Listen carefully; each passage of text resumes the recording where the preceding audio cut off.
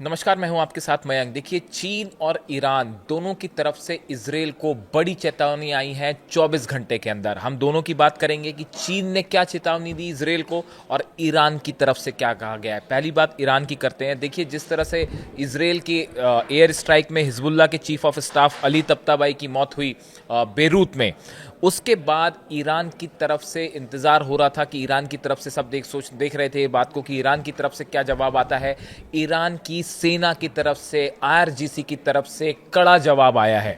Iran ने तख्ताबाई की हत्या को कायरतापूर्ण बताया है। वहीं ईरान के इस्लामिक रेवोल्यूशनरी गार्ड कॉर्प्स ने कहा है, यानी आईआरजीसी ने कहा है, इस्लाम के बहादुर सेनानियों के खून का बदला लेना प्रतिरोध की धुरी और लेबनानी हिजबुल्लाह का अधिकार है, इस पर कोई शक नहीं है।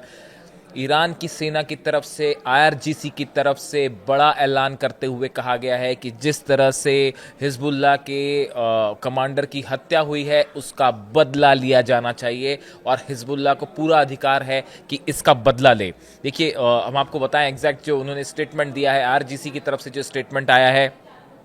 Tehran slammed Tabatabai killing as cowardly, while Iran Islamic Revolutionary Guard Corps said the right of the axis of resistance and Lebanese Hezbollah to avenge the blood of the brave fighters of Islam is unquestionable. इन्होंने देखिए जो word इस्तेमाल किया है, brave fighters of इस्लाम, इस word का इस्तेमाल किया है इनके लिए। जो तख्ताबाई अली तख्ताबाई जो कमांडर थे और चीफ ऑफ स्टाफ भी थे हिजबुल्लाह की, जिनकी मौत हुई बेरूत में एयर स्ट्राइक में, उसके बाद जो आईआरजीसी के कमांडर्स हैं, बताया जा रहा है ईरान की सेना में खासा गुस्सा देखा जा रहा है, क्योंकि ये हिजबुल्लाह के काफ़ी सीनियर कमांडर थे जिनकी मौत हुई और आईआरजीसी के संपर्क में ये लंबे समय से थे। बताया जाता है कि करीब पिछले 25 साल से ये ईरान की सेना के साथ मिलकर काम कर रहे थे, इसलिए आईआरजीसी बेहद गुस्से में है और ये बताया जा रहा है कि एक बड़ा एक्शन ईरान की आईआरजीसी ले सकती है और हो सकता है कि एक कोवर्ट ऑपरेशन हो। हर बार जरूरी नहीं है कि आप मिसाइल ही फायर करें, लेकिन इसका बदला जरूर लिया जाएगा। और इसीलिए देखिए जो बात उनकी तरफ से कही गई कि the right of axis of resistance and Lebanese Hezbollah to avenge the blood of the brave fighters of Islam is unquestionable. ये कहा गया कि उन्हें एक तो फाइटर ऑफ इस्लाम कहा गया और कहा गया कि बदला लेना जो है वो अनक्वेश्चनेबल है, यानी बदला जरूर लिया जाएगा और लिया जाना चाहिए। इसी के साथ ही देखिए एक और बड़ा स्टेटमेंट आया है। आईआरजीसी के पूर्व कमांडर हैं मोहसिन रजाई, इनकी तरफ से ये कहा गया है कि जो इजराइल ये टारगेट किलिंग्स कर रहा है कोवर्ट ऑपरेशन के जरिए, इससे मिडिल ईस्ट में शांति नहीं आएगी, बल्कि मिडिल ईस्ट में अशांति और फैलेगी, उथल पुथल और फैलेगी।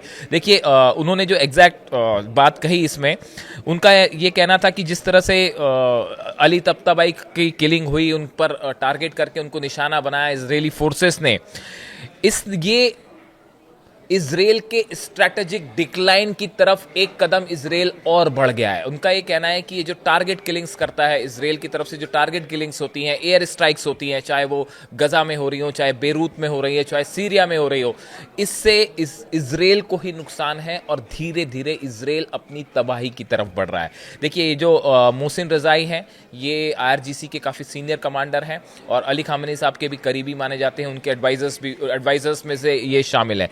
इसलिए जो बयान आए हैं आईआरजीसी की तरफ से, देखिए जब से ये स्ट्राइक हुई उसके बाद से सबको इस बात का इंतजार था कि ईरान की तरफ से क्या रिएक्शन आता है, आईआरजीसी इस पर क्या कहती है, और अब दोनों तरफ से रिएक्शन आए हैं। आईआरजीसी ने भी बड़े एक्शन का ऐलान किया है और पूर्व कमांडर जो है मोहसिन रजाई, इन्होंने भी कहा है। इसी के साथ देखिए हिजबुल्लाह की तरफ से भी एक स्टेटमेंट आया है इनकी जो अली तख्ताबाई की ऊपर असैसिनेशन को लेकर।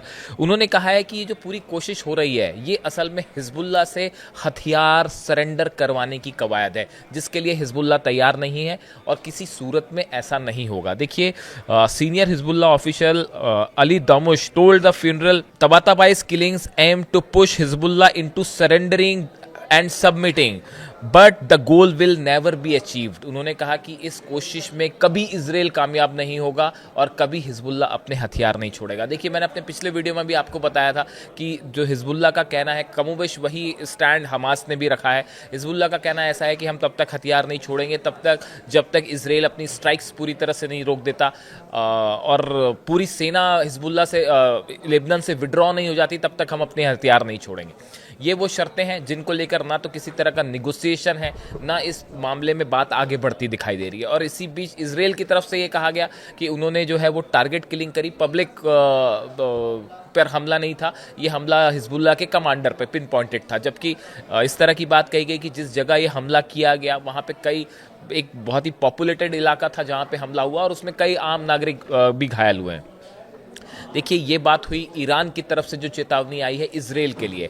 अब बात करते हैं चीन की। चीन ने यूनाइटेड नेशंस में जो चीन के एम्बेसडर हैं फूकोंग, उनकी तरफ से इजराइल को वार्निंग दी गई। इजराइल के लिए सख्त स्टैंड लिया है इजराइल के खिलाफ चाइना ने, और कहा है कि जिस तरह से गजा में एक के बाद एक लगातार अटैक हो रहे हैं, हमले हो रहे हैं, ये सीज फायर का वायलेशन है और इससे रोका जाना चाहिए। चीन का कहना है कि करीब 400 से ज़्यादा बार गजा में इजराइल ने सीज फायर का वायलेशन किया है पिछले कुछ दिनों के अंदर, जिस पर रोक लगनी चाहिए। देखिए, चीन ने यूनाइटेड नेशंस में ये बात रख के चीन उन देशों में शामिल हो गया है जिसने बड़ी साफ तौर पर इजराइल की स्ट्राइक्स का विरोध किया है गजा में। China's ambassador to United Nations Fu Cong warn that genuine peace between Israel and Palestine remains distant. उन्होंने कहा कि अभी भी फिलिस्तीन और इजराइल के बीच में किसी तरह का जो शांति की बात है ये बहुत दूर है, इसके आसपास भी, अभी शांति के आसपास भी दोनों पक्ष नहीं है। Urging the international community to intensify efforts towards sustainable ceasefire. चीन की तरफ से ये कहा गया कि इंटरनेशनल कम्युनिटी को, देशों को ये कोशिश करनी चाहिए कि गजा में एक स्थायी जो है वो सीज फायर लागू हो सके। इसके साथ ही फूकोंग जो है वो रिप्रेजेंटेटिव है, China's ambassador to United Nations है। Fu Cong also called on Israel to uphold its international legal obligations particularly regarding humanitarian access to Gaza. इन्होंने ये भी कहा है कि जो मदद पहुंचाई जा रही है गजा में उसको रोकना नहीं चाहिए और इजराइल को ये श्योर करना होगा जो इंटरनेशनल कोर्ट ऑफ जस्टिस की रूलिंग्स हैं उसके मुताबिक की सहायता जो है वो पूरी तरह से गजा में लोगों तक पहुंच पाए। यानी चाइना ने एक तरफ सख्त स्टैंड लिया है यूनाइटेड नेशंस में इजराइल के खिलाफ और बड़े खुलकर ये बात रखी है कि गजा में स्ट्राइक्स का विरोध किया है उसने, और ये कहा है कि 400 से ज़्यादा बार इजराइल ने वायलेशंस किए हैं जिसको हर हालत में रोका जाना चाहिए। और दूसरी तरफ IRGC का ये ऐलान कि हिजबुल्लाह के कमांडर की अली तब्ताबाई की जिस तरह से किलिंग हुई है उसका बदला लिया जाना चाहिए, उसका बदला लिया जाएगा। जिसके बाद ये माना जा रहा है कि अब आने वाले दिनों में इजराइल और ईरान के बीच संघर्ष और तनाव ज़्यादा बढ़ सकता है। अब देखना यह है कि क्या हिजबुल्लाह की तरफ से किसी तरह का रिटेलिएशन होता है।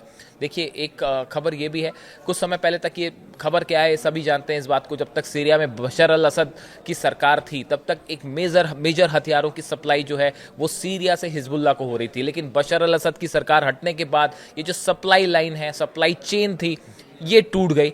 अब खबरें इस तरह से हैं कि इसको फिर से इस्टेब्लिश किया गया है और हिजबुल्लाह तक जो है वो नई हथियार और रॉकेट्स एंड मिसाइल्स पहुंचाई जा रही हैं। इसके बाद अब बड़ा सवाल ये है, इजराइल अलर्ट पे है, क्या इजराइल पर किसी तरह के रॉकेट से या मिसाइल से अटैक हो सकता है? इसको लेके इजरायली सेना जो है वो अलर्ट मोड पे है, खासकर नर्दर्न इजराइल में। और अब देखना ये होगा कि क्या हिजबुल्लाह की तरफ से कोई रिएक्शन आता है। और सबसे बड़ा सवाल, IRGC के इस स्टेटमेंट के बाद अगले कुछ दिनों में हम क्या कोई बड़ा अटैक देख सकते हैं इजराइल के ऊपर? तमाम सवाल हैं जिसको लेकर तमाम चर्चाएं हो रही हैं। इससे जुड़ी जो भी जानकारी होगी आप तक पहुंचाएंगे। कमेंट करके बताइए वीडियो कैसा लगा। Thank you so much.